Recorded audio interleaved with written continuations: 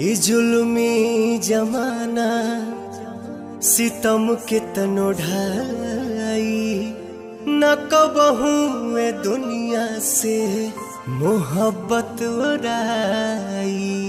और जब रोग हो जे जानी उजानी कदर बेकदर के समझ में न आई।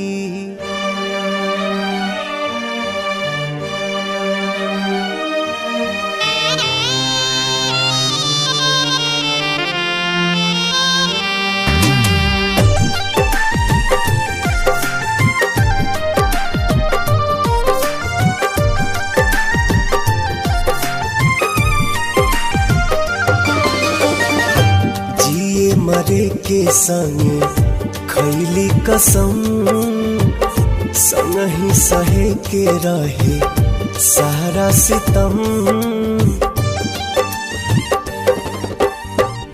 जिए मरे के संगे खैले कसम संग ही सहे के रहे सारा सितम। उहे जान भैली अनजान कहे पूछ के बतावा तनी चान।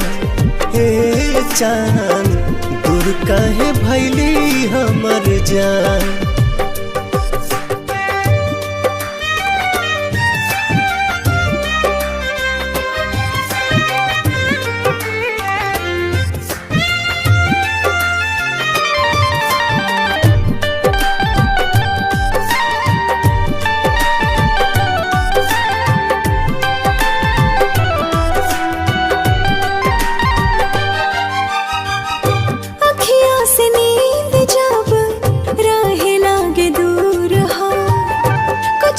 जरूर हाला नैन के कसूर हो। हाँ, काहे के प्रीतिया बनौले भगवान हो। प्रेमी सतावल जाला बाटे पर मान हो।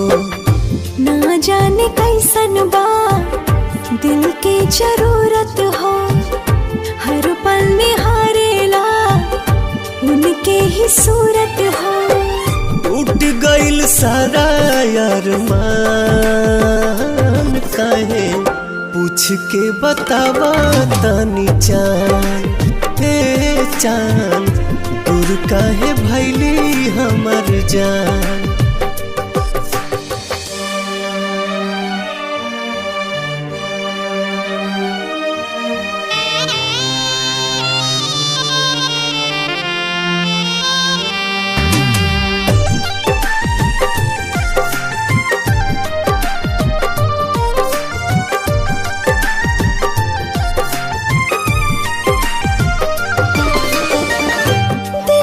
जरूरत होला सच्चा दिलदार के। बड़ा हार जाए तू ता बुझला न प्यार के। फिर ना दोबारा कब हो पाई प्यार हो। बसल बसावल दुनिया भइल उजार हो। सपनों में ना सोचनी ऐसन कब होई। दिल भर के याद में अखियां कब रोई। घुट घुट के निकाले परान काहे पूछ के बतावा तनी चान। हे चान दूर काहे भैली हमर जान।